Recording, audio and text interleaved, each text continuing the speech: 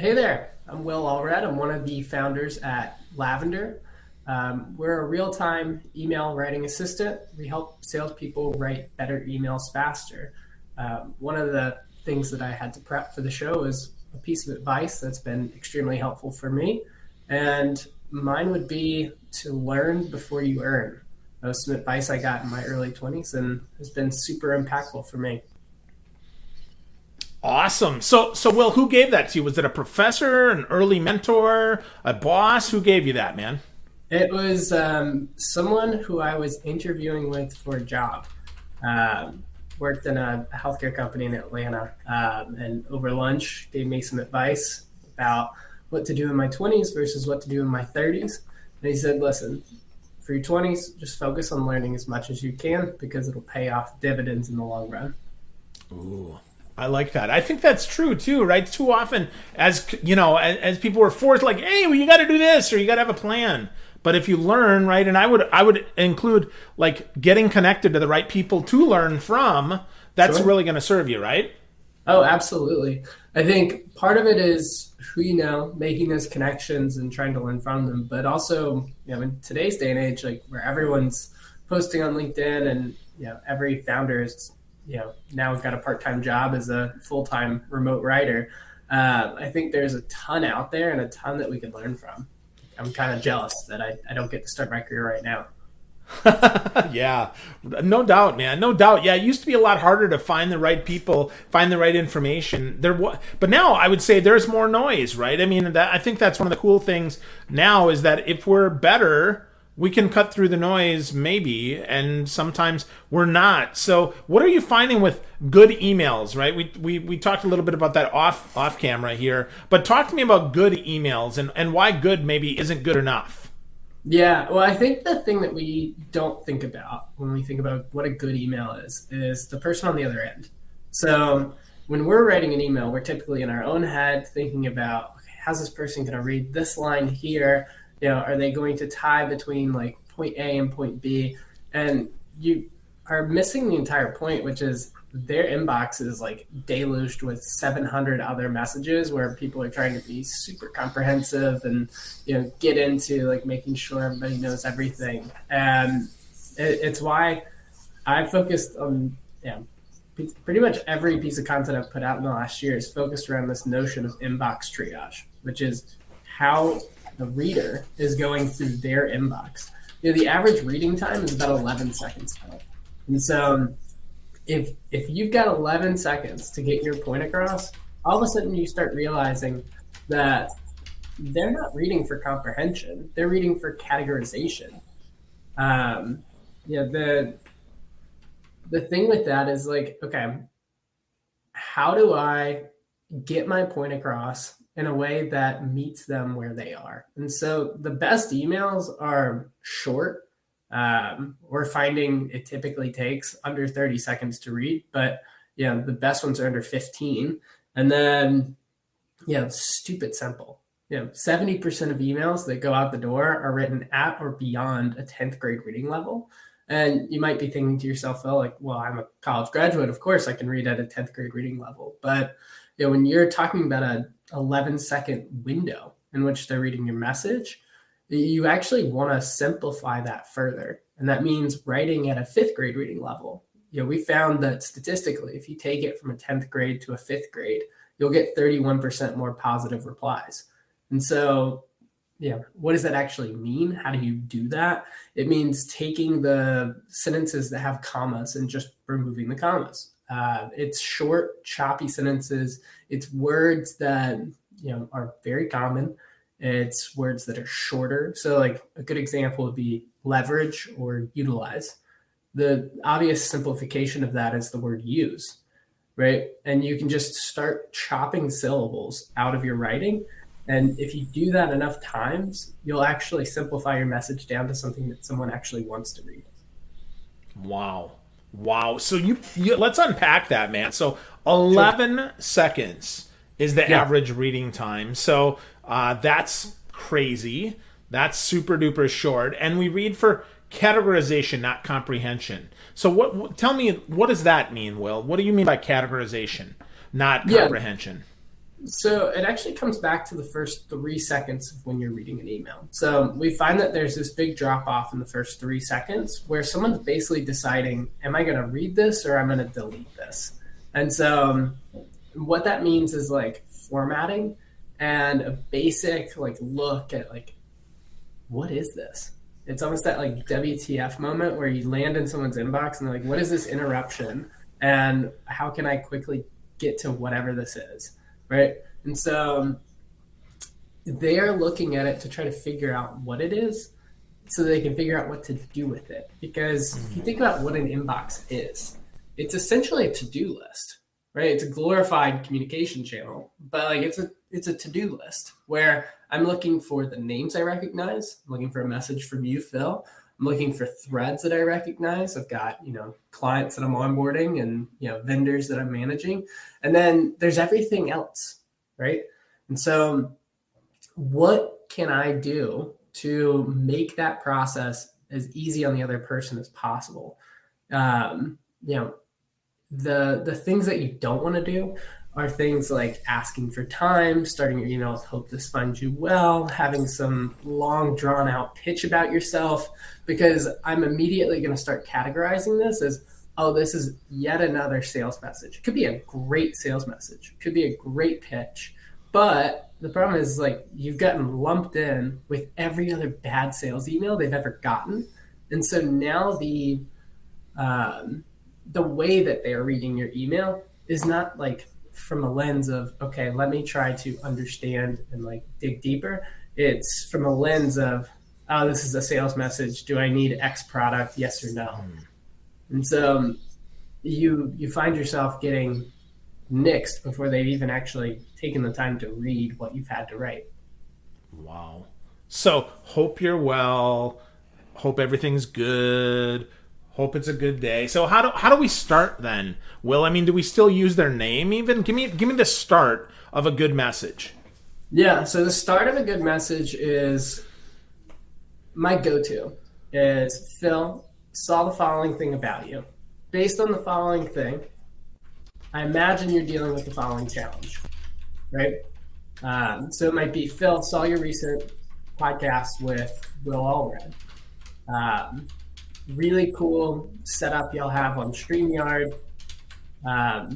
Curious though, is it, I don't know if there's like some problem with StreamYard because it's the first time I've actually been on here, but basically like if I'm selling you a podcasting software, I might try to find a differentiator and bring that up. But that's how I'd start a message, is something that clearly showcases to you, hey, Phil, I've actually written a note that's specifically for you. Because as soon as I think, okay, this is yet another template that's landing in my inbox, your chances of having success just basically boil down to timing. So, if you reach out to me about SOC 2 compliance, which is basically just a security protocol, and I'm not looking for SOC 2 compliance, like the chances of me being like interested in your template are pretty low. Whereas, if you're talking to me about, hey, notice the following thing about you, like I'm much more likely to open it and have a conversation. Yeah, for sure. So, okay, so notice something, be specific, then make a connection to what you think a problem or challenge might be. Yeah. That's simple enough, right? Basically tie an observation to a potential challenge that they're dealing with, or a potential status quo that they probably have within their business. And if it's a status quo, make sure it's like something relatable.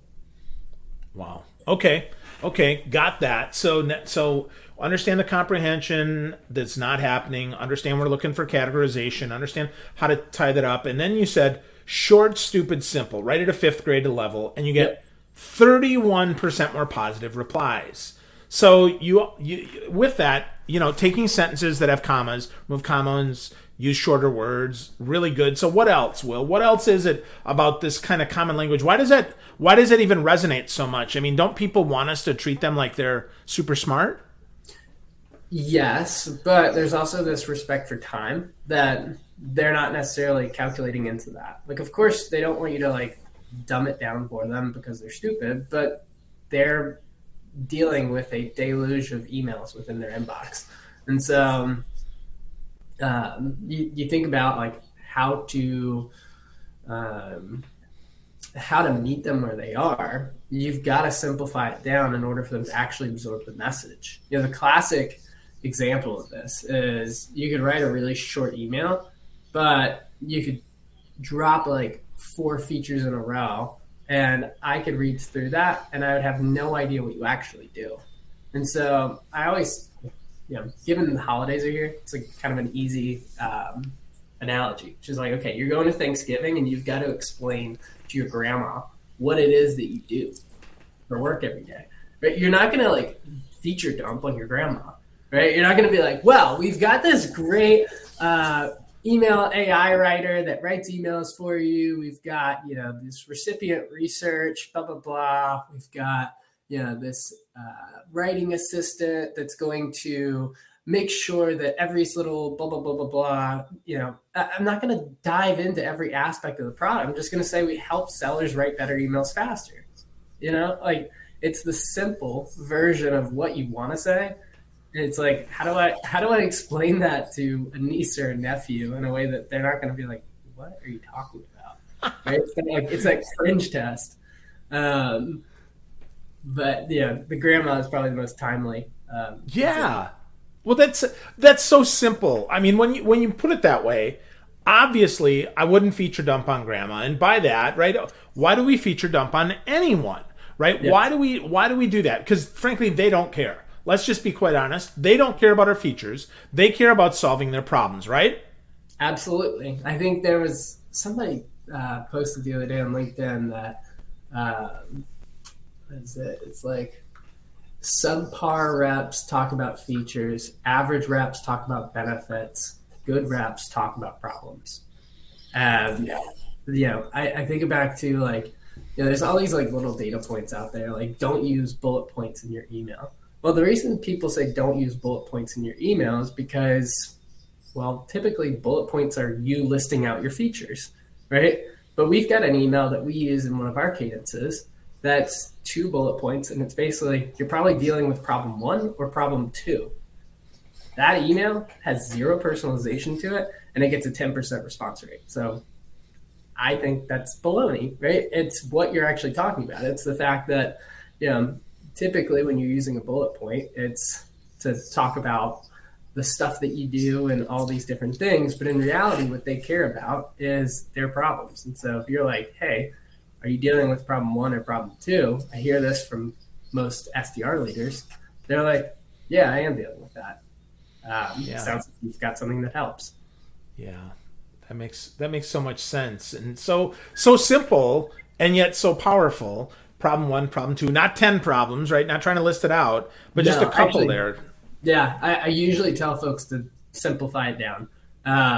It's like if you're looking at, trying to list out their competitors or something, and you start listing more than two, the likelihood that you've lost your relevance is like out the door. Or, um, say you're listing out like a number of case studies. Like you've worked with such and such, such and such, and such and such.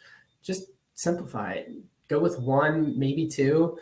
There's no reason you need to just like drown them in numbers of people. Okay? It's like, we'll save you X percent, X ROI, blah, blah, blah. No one's actually like remembering whatever stat you threw out there. Yeah. Good. Good. No, that's great, and that's encouraging because often, we think we have to impress people. If 57.6% of people found that this was helpful, when in reality, to your point, right? I think if it solves a problem for someone like me, that's probably a much better fit for an email. And maybe if you need to, right, you can always follow up on the phone or via Zoom or whatever. Is that what you're seeing, Will?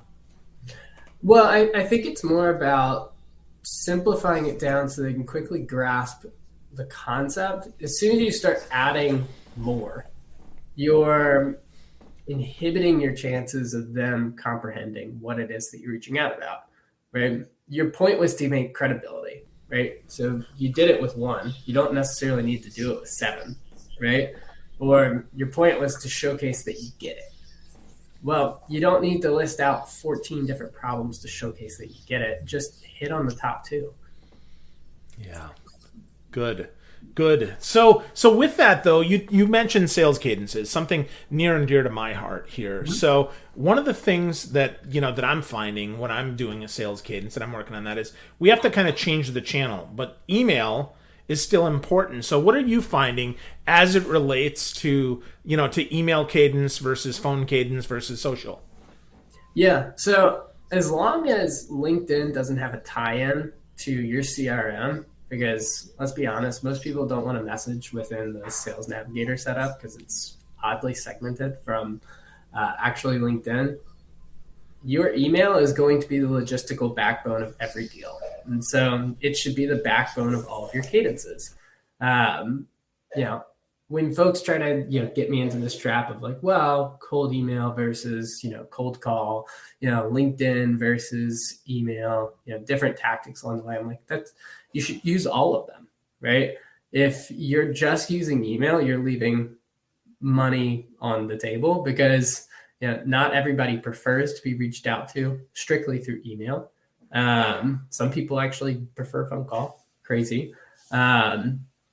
But it also showcases to the other person that you're a person on the other end.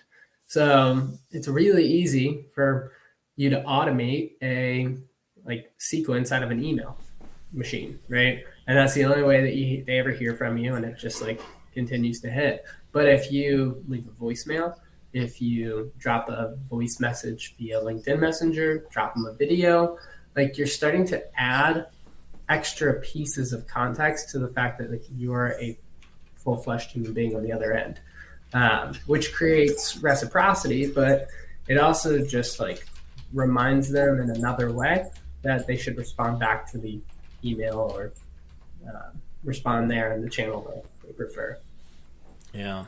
So that's good, and I've not heard that a great explanation about why we do all those things. So the fact to humanize us and then remind people that there's a human there is really a smart idea, right? You mentioned email, phone, LinkedIn message, video, and then a LinkedIn voice message. Good stuff there. But email being a backbone of that.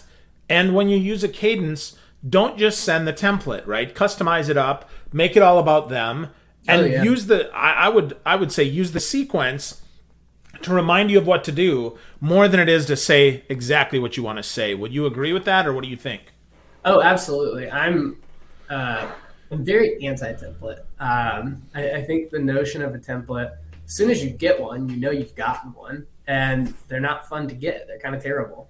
So SalesLoft actually did some really cool research around personalization percentage and what it does for response rates. So just taking a template and personalizing it 20%, regardless of where you're at in the cadence. I think the lowest improvement on response rate was 50%. It's that's ridiculous. So I went from, say I had 4% response rate on my email and I started personalizing. That would take you up to a 6% reply rate, which you think about what that does down funnel.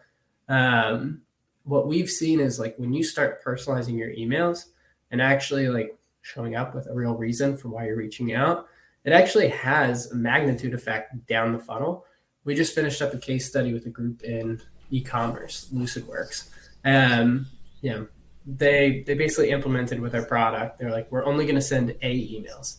They saw a 40% increase in response rate, 2 times the meetings booked, 3 times the qualified pipeline.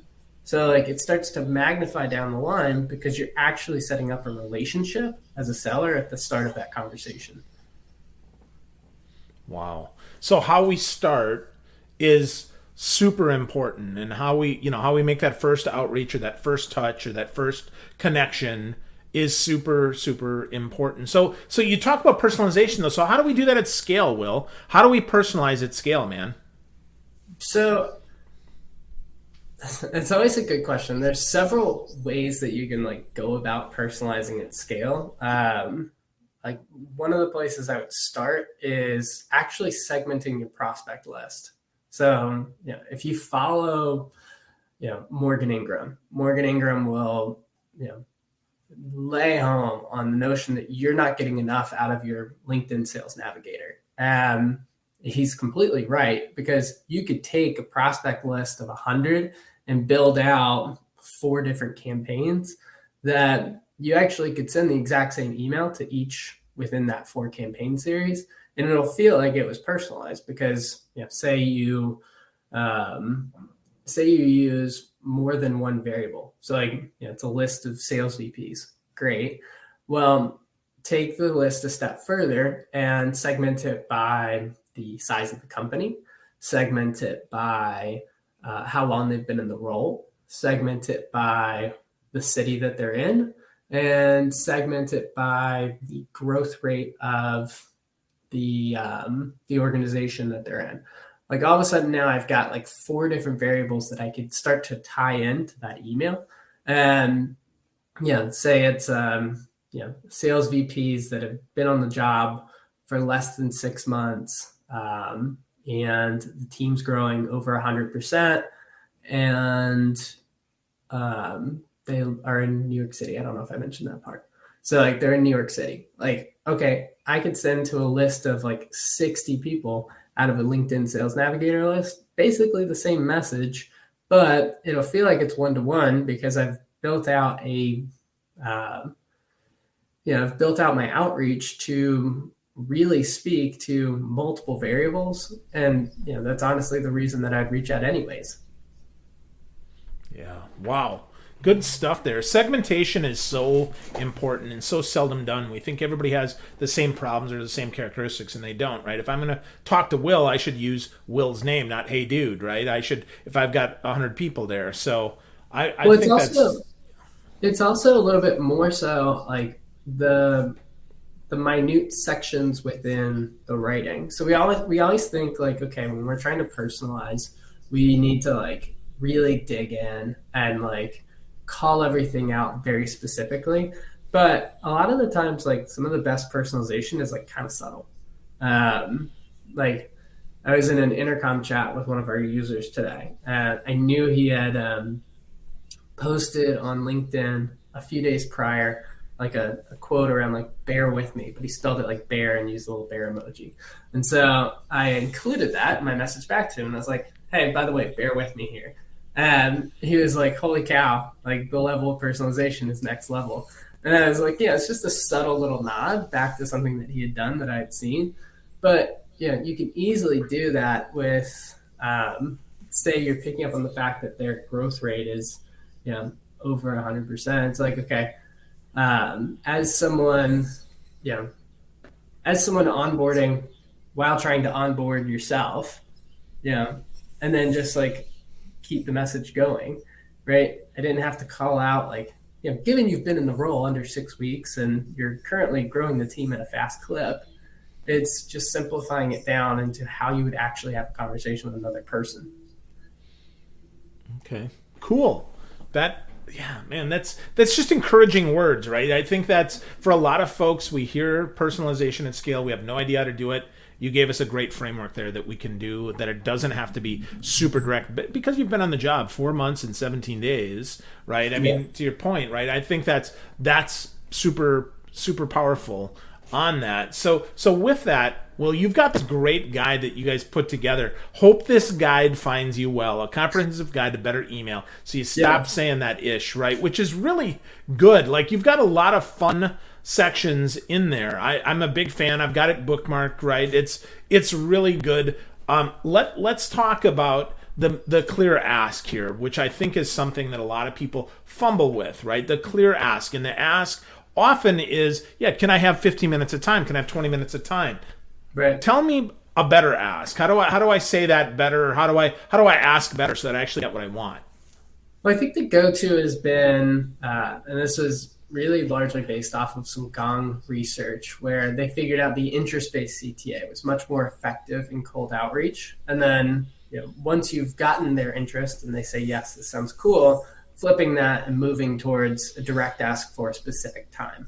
So that's been like the gold standard. And I think it's a great gold standard to go by. The only problem with it is, okay, if you use a CTA, like, think this is worth a chat, does this sound interesting? you're almost like setting up the message above to be some long drawn out pitch. And so the thing I worry about when we tell reps like to use an interest based CTA is it doesn't encourage the full email to be better. And so one of the things that we talk about is like a call to conversation. And so yes, an interest based CTA can be a fantastic call to conversation, but using a question that takes it a step further and asks something like, you know, given the original reason that I reached out, is this something that's a priority? It's still a yes or no question, but you're stating it in a way that's a little bit, it ties back to the further context of why you've reached out. Yeah, the context is so important. I think that's a great reminder to us to ask, go deeper, and that call to conversation is. I like that turn of a phrase. Super good. There makes a lot Yeah. of sense. The other piece that I'd call out, sorry to cut you off, is Nope. you know, just simplify the email down to a single idea, right? A single reason for reaching out. I think that's one of the keys to making your email clear, like one idea per email. And you could even boil that down even further. Like each paragraph has a single idea to it, each sentence has a single idea to it. But if you take it down to one specific reason that you're reaching out, which is like, I don't know, I saw this, thusly I thought you might have this problem. We help with, the following thing. Um, if you start talking about two different reasons for why they could be having a conversation with you, three different reasons, multiple different reasons, you start to muddy the water and you start to reduce that clarity.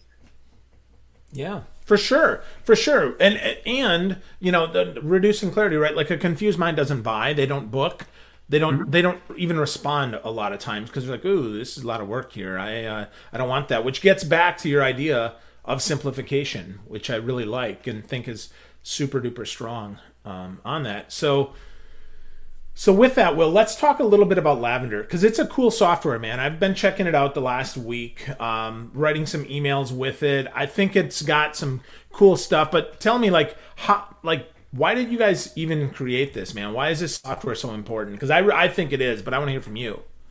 We at the time when we first came up with it, we were building a marketing technology product. So we had been building a marketing segmentation product for direct consumer brands, automotive, and COVID rolled around and basically took our pipeline and flushed it. And so we were looking at what was going on at the start of COVID, and we had a ton of people having to communicate more digitally than they ever had before. And they weren't really necessarily sure how to do it well. And so we saw some interesting trends over the first few months when that kicked off. And one of them was people were sending a lot of emails. I think the latest HubSpot data shows that people were sending like 120% more email. And so reps' days were shifting from 80-20, 80% phone, 20% email to 80% email, 20% phone. And if you, Phil, could keep up with it, you'd be like, great, my reply rate would stay the same. I'd just respond to more emails. But we actually hit this like capacity limit as far as like what we as readers can manage. And so we saw reply rates tank. I think the data was like just south of 40%. And so you're looking at what that does to a business. It's pretty impactful. So you got emails going up, got replies going down. We've got this tool that we came up with as like an interesting solution to that. Sellers found it and they ran with it. So we've just leaned into it. We think about what it means to write a better email. It comes down to three things. It's who are you writing to, why, what do you say, how do you say it, and how quickly can you get that point across? So it's Wow. equal parts research, writing assistant, and productivity. Wow. That's pretty good, man. I will tell you, I expected mostly the writing assistant, right? I thought that was going to be the thing that was the most helpful, but the research and the productivity gains are certainly there, man. That's really, really good. And that's three things that if we think about can certainly drive our sales more, right? We can make more sales hopefully in less time because we're sending better emails, right? Emails that don't suck certainly can help us drive revenue. So why not? Like what tell me like if you were to say, "You know what? Don't buy lavender." Like who's lavender not for? It's a great question because when we first built it, it was very general purpose. So um, we built it with like this idea of it's basically the opposite of what you want as a founder. You've got a really cool product and we don't know who it's for. So like we tested the waters with everyone from like job seekers, recruiters, marketers, um, customer success, and obviously sales, which is where we ended up landing. Um, you know, the answer to that is like it's kind of hard for me to say because of the way we started, we've since like boiled the product down and made it much more helpful for the sales rep, particularly the SDR and the AE roles. Um, so that's who I would tell to use it. Why they shouldn't use it, that's a great question. Well, I would say if I was going to answer that for you, Will, I would say if you want to keep sending the same message over and over and over again, lavender's probably not your jam, right? So you should find ways to use that to write better emails, not just to send the same schlock. It's not meant to be, not meant to be a lather, rinse, and repeat. It's more meant to be a learn, get better, which gets back to your first point that we have to learn before we earn. And I think your product helps us do that, Will. Well, man, I should have you sales on our behalf. We'll have to talk about that, Will. But I mean, truly, man, there's a lot there that can help people, whether you're, an individual consultant, whether you're an SDR or you're an AE, whatever it is that you're doing. If you're in sales, you should absolutely check out Lavender. Will is not giving me a commission for any of this, but I do encourage you, friends, if you're listening, right, go to trylavender.com, check that out, and get his free guide. Hope this guide finds you well because it's helpful. You'll write better sales emails and you'll stop writing emails that suck. So, Will, any last thoughts here if folks want to get started writing better emails? What's your like one thing that they should be doing? I'll add to the list to hit me up, and I will happily drop my Calendly for them, and they can book some time with me to talk about their emails. I happily do that all the time. I've had hundreds of one-on-ones with sales reps, managers, etc., to talk about what it takes to write a better email. But the number one piece of advice that I would give to folks is, follow the golden rule. Don't hit send on an email that you yourself wouldn't want to read. There you go. Don't hit send on an email you wouldn't want to read. That's great. And friends, if you're listening, you want to talk to Will, connect with him on LinkedIn. Real easy, linkedin.com/in/William Allred. And go to trygetlavender.com. Check out the tool. It's fantastic. Will, thanks so much for investing some time in me today. I learned a lot, and I know everybody listening and watching learned a lot too. So thanks, man. Awesome. Hey, thanks, Phil. My pleasure. Thank you. And thanks for watching. Thanks.